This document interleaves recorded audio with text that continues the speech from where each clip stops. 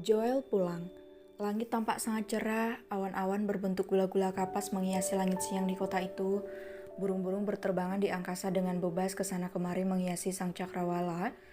Wah, aku sudah lama tidak ke kota ini. Udaranya masih sama pengapnya. Haha.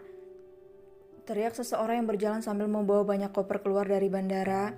Pria dengan rambut pirang dan wajah khas Jerman yang 5 tahun lalu setelah acara pernikahannya dilaksanakan, memboyong istrinya berimigrasi ke Jerman dan tinggal sedikit lama di sana untuk memberikan pemulihan terbaik setelah semua kejadian yang mereka alami selama ini. Joel dan Ara kembali ke tanah air setelah bermukim 5 tahun di Jerman. Akhirnya mereka kembali lagi ke negara itu. Sayang, tolong bantu ini. Ngapain teriak-teriak sih? Gerutu seorang wanita cantik dengan rambut hitam panjang yang bergelombang, gaun putih yang panjangnya sampai mata kaki terlihat sangat cantik dengan perpaduan plaid sauce yang terlihat nyaman di kaki wanita itu. Aduh, maaf sayangku. Aku merindukan negara ini. Sumpahnya masih sama tapi ngangenin. Joel tertawa terbahak-bahak padahal di sana banyak orang yang memperhatikan mereka. Uncle, bantuin dong. Hai Ella, kasih tahu Daddy tahu rasa. Gerutu seorang gadis kecil yang usianya sama dengan Emily yang sebentar lagi akan beranjak 6 tahun. Rambut pilang bergelombang dengan bola mata berwarna coklat terang, berjalan sambil menarik koper kecil dan sebuah paper bag berisi kotak-kotak yang dibungkus dengan kertas kado. Tampak sangat menggemaskan dengan gaun berwarna biru muda dengan pita cantik di kedua kepangan rambutnya. Berjalan sambil menggerutu, dia sebenarnya gadis yang mandiri tapi barang-barang itu terlalu besar untuk dirinya. Ya ampun Ella sayang, maafin Uncle. Bentar, biar Uncle yang bawain. Jangan bilang-bilang Daddy, nanti Uncle digoreng sama Daddy kamu. Celutuk Joel sambil mengambil barang-barang yang dibawa oleh gadis kecil itu. Ini sebabnya kita harus bawa beberapa pengawal. Kamu sih ngeyel dibilangin. Jadi repot gini kan? Mana barang kamu paling banyak dasar? Ketus Ara sambil duduk di sebuah kursi panjang dalam tempat tunggu penumpang itu. Dia mengusap perutnya yang mulai membuncit. Di kehamilannya yang menginjak usia 3 bulan. Capek aku. Ucap Ara sambil duduk bersandar di kursi panjang itu. Joel tersenyum, dia duduk di dekat kaki istrinya, lalu memijit lembut kaki Ara yang sering membengkak sejak dia dinyatakan hamil anak pertama mereka. Ella, si gadis cantik itu adalah anak Bella dan William, yang juga tinggal di Jerman. Dia ikut dengan auntie dan uncle-nya karena merindukan Indonesia, serta teman-teman kecilnya yang hanya bisa dia temui via panggilan video. Dia duduk di samping Ara dan ikut memijit lengan wanita itu. Auntie harus sehat. Jangan capek-capek, nanti babynya juga ikut sakit, celutuk anak perempuan itu. Terima kasih Ella sayang, ucap Ara. Sayang, kamu jangan duduk di situ, gak enak aku. Kaki aku gak apa-apa kok, ucap Ara sambil menghentikan tangan suaminya yang begitu lihai memijit kakinya. Gak apa-apa sayang, kamu capek. Biar aku melakukan tugasku sebagai seorang suami. Hehe, ucap Joel sambil tersenyum dan menepuk kepala istrinya. Udah duduk tenang, kamu tarik napas dulu. Penerbangan kita cukup lama, kamu pasti capek, ucap Joel. Kamu yang capek, aku capek dari mananya coba. Sepanjang perjalanan kamu gak tidur dan cuma mastiin aku nyaman, kamu pasti kelelahan, ucap Ara. Aku menikmatinya sayang, kamu yang paling capek. Karena harus mengandung anak kita, gak semua orang kuat sayang. Udah jangan bawel ya. Kamu diam aja dan nikmati servis dadakan suami kamu yang tampan dan mempesona ini. Celutuk Joel. Mata Ara berkaca-kaca, suaminya itu selalu saja bersikap manis padanya, bahkan kasih sayangnya semakin bertambah-tambah setiap hari. Auntie kok jadi nangis? Hai Uncle, gimana sih Auntie jadi nangis kan?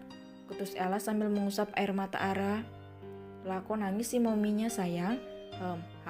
Apa kamu segitu terharunya sama suami tampanmu ini Celutuk Joel yang kini duduk di samping istrinya. Aku bersyukur punya kamu, ucap Ara. Cup, udah mau jadi mumi kok cengeng sih, nanti yang di dalam ikutan cengeng loh, seluruh Joel. Karena kamu, balas Ara. Sudahlah jangan buang-buang air matamu yang berharga itu sayangku, cintaku. Celutuk Joel. Dasar kamu ini. Joel memeluk istrinya, dia begitu mencintai Ara yang memberikan banyak warna bagi hidupnya. Membawa Ara kembali ke Indonesia adalah salah satu keinginannya, sebab dia ingin anak-anaknya tumbuh dan besar di negara ini bersama saudara-saudaranya yang lain.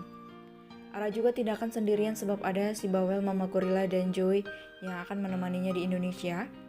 Uncle Pasco, Uncle David, suruh Ella sambil berdiri dan berlari ke arah kedua pria yang ternyata baru tiba di bandara setelah mendengar kepulangan Joel.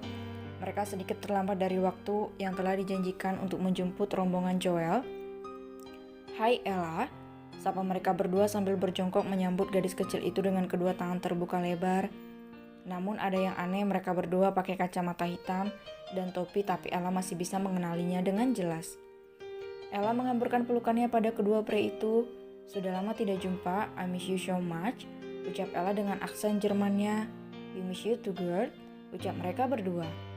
Hei, kenapa kalian berdua lama sekali? Kalian tidak tahu kami sudah menunggu sampai jamuran di sini," seloroh Joel sambil menunjuk mereka berdua dan memasang wajah kesal. David dan Pasco berdiri tegak sambil berkacak pinggang menatap sahabat tengil mereka itu. "Kau mau mati, kunyuk?" ketus mereka berdua sambil menatap Joel dari balik kacamata hitam mereka. "Haha, tentu tidak, aku merindukan kalian sahabat-sahabatku yang hebat.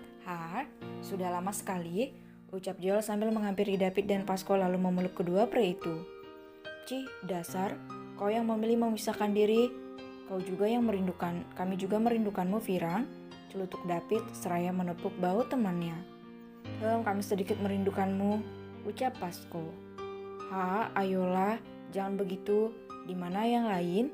tanya Joel sambil melepaskan pelukannya. "Mereka menunggu kalian di rumah, hanya kami yang jemput." "Arnold?" David melihat ke belakang mereka. Entah kemana si bodoh itu pergi. Tadi dia ikut tapi katanya tiba-tiba mau BAB. Kau tahu kan kebiasaan si psikopat itu, tambah David. "Ternyata kalian tidak banyak berubah ya," ucap Joel. "Tentu saja tidak," ucap mereka berdua. "Hai Ara, bagaimana keadaanmu? Kandunganmu sehat kan? Dia tidak menyusahkanmu kan?" tanya David. "Aku baik kak, kandunganku juga baik," jawab Ara dengan senyuman lembut di wajahnya. "Tunggu dulu, kau hamil? Sejak kapan? Sudah berapa usianya? Kenapa tidak bilang pada kami? Joel, jelaskan apa yang terjadi, kenapa kau tidak bilang apa-apa?" tanya Pasco yang langsung heboh dengan keadaan ini. "Wah, sejak kapan pria ini jadi cerewet seperti Diandra? Wah, darah memang lebih kental dari air ya," celutuk Joel yang terheran-heran dengan perubahan sikap Pasco. "Cak, jangan bahas itu, jawab saja pertanyaanku," ketus Pasco. "Baiklah, baik, dasar tidak sabaran," ketus Joel. "Kami baru tahu kalau Ara mengandung sebulan yang lalu. Sekarang usia kandungannya sudah jalan 3 bulan lebih. Kami tidak bilang karena ada rencana kembali ke Indonesia. Jadi akan menjadi kejutan saat kami pulang. Ya, dan seterusnya begitulah yang terjadi," ucap Joel. "Kenapa tidak bilang-bilang? Kau pasti habis dimarahi Diandra. Seharusnya kalian bawa pengawal. Ini kehamilan pertama Ara, kenapa kau teledor sih? Kalau terjadi apa-apa bagaimana? Dasar bodoh," ketus Pasco.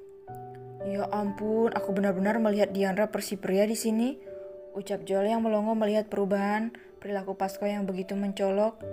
"Tapi tunggu dulu. Kenapa kalian berdua pakai kacamata dan topi, tidak seperti biasanya? Aku curiga," ucap Joel sambil menatap mereka berdua dengan memicingkan matanya. Tidak apa-apa, Joel," suara teriakan seseorang menggelegar di dalam gedung itu.